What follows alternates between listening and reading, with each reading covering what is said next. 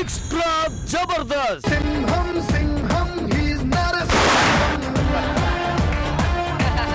ఇప్పటి వరకు నువ్వు సింహాన్ని ఫోటోలో చూస్తుంటావు, టీవీలో చూస్తుంటావు, మహా అయితే జూలో చూస్తుంటావు, కానీ తిరిగే సింహాన్ని చూస్తావా? చూపించు, నేను ఎప్పుడు చూడలేదు. తలుపు తీమా మా వస్తే వడి ఒక్కరుసి బయటకు రావే. అయ్యో పొరంబోకోడు వచ్చినాడే ఏంట్రా? అరే కొడుకు బయటకు వచ్చాడు, ఇంటికి వచ్చినప్పుడు తిండి పెట్టాలని లేదా? అయ్యో వయసు మళ్ళీ తల్లి ఇంట్లో ఉంది, దానికి బిర్యానీ తేవాలని తెలీదా? అయ్యో వీడికి తిండి దాస తప్ప ఏమీ లేదు. అరే ఇంకెప్పుడు సంపాదిస్తావు? ఇంకెప్పుడు మా సంపాదించేది? పాతికేళ్ళు నువ్వు పోషించావు, పెళ్లి చేయమా, అది పాతికేళ్ళు పోషిస్తుంది. కొడుకుని కన్నా తర్వాత వాడు పోషిస్తాడు, ఇంకెందుకు మా సంపాదన? రామారావు ఏంటి ఇలా వచ్చావు? ఏం లేదు నారాయణ, కొద్దిగా 50,000 అప్పు కావాలి. నీకు 2 నెలలు వడ్డీతో సాయిచ్చేస్తా. వడ్డీ 2 రూపాయల వడ్డీ, నీకు కంఫర్టబుల్, నాకు కంఫర్టబుల్. ఇదిగో 50,000 ఇంట్లో పెట్టు. 50,000? అవునే 50,000. వాడి మొగుళ్ళలాగా వీడి మొగుళ్ళలాగా నెలకు 10,000 20,000 సంపాదించే రకం కాదు నేను. రామారావు అమ్మో అప్పులోడు వచ్చాడంటే. అప్ప మీరెప్పుడు చేశారండి? ఊటికెళ్ళింది వాడి డబ్బులే. వాడి డబ్బులా? లేకపోతే గాలి ఎగురుకుంటా వస్తా 50,000. అప్పు తీర్చలేనోడివి అంతెందుకు అప్పు చేయాలో? ఏమే పెళ్లి కాకముందు ఏ మగాడు అప్పు చేయడు, పెళ్ళైన తర్వాత ప్రతి మగాడు అప్పు చేస్తాడు. ఎందుకంటావు? ఏ రమ్మ ఇంట్లో పప్పు మాడిపోతుంది నాకు. నీ 50,000 కోసం ఊరు వదిలేసి వెళ్ళిపోతున్నా, పందిరి పిక్కొని ఊరు వెళ్ళిపోతున్నారా? ఏం మాట్లాడుతున్నావు? నమ్మకం ఉండాలి నారాయణ. తర్వాత ఇస్తాను పో డబ్బులు, తర్వాత డబ్బులు చాలా అవసరం, అవసరానికి వలే. ఎవరా నువ్వు? నేను ఈ కాలనీలో ఎప్పుడు చూడలేదే నేను. చెప్తాను కొడతావా? నువ్వేం చెప్తాను. కొట్టావా?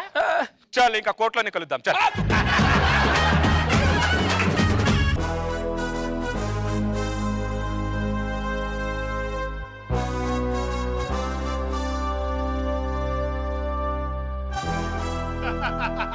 మావా నేను మెల్లగా ఎలాగొకలా స్కిట్ కొట్టడానికి రాలేదు, ఎక్స్ట్రా జబర్దస్త్ని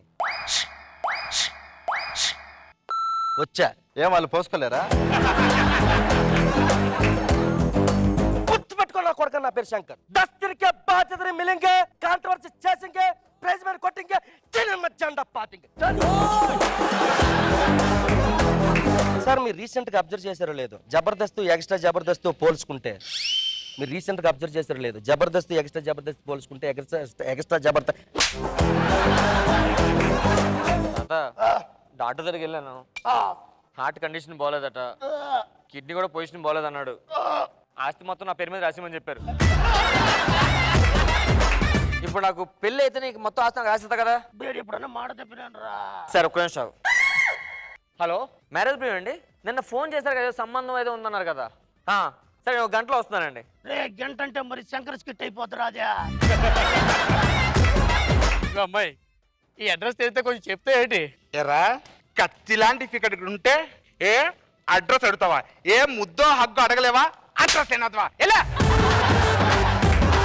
పుల్లబ్బాయ్ అది చెప్పండి, నీ ఒళ్ళో కూర్చోనా? వద్దండి బాబు, ఏ అతుక్కోపోతావు భయ్యమ్మా? చచ్చిపోతున్నాయి నమ్మకం అండి. చిలిపి పోన్లే, నువ్వే నా ఒళ్ళో పడుకో.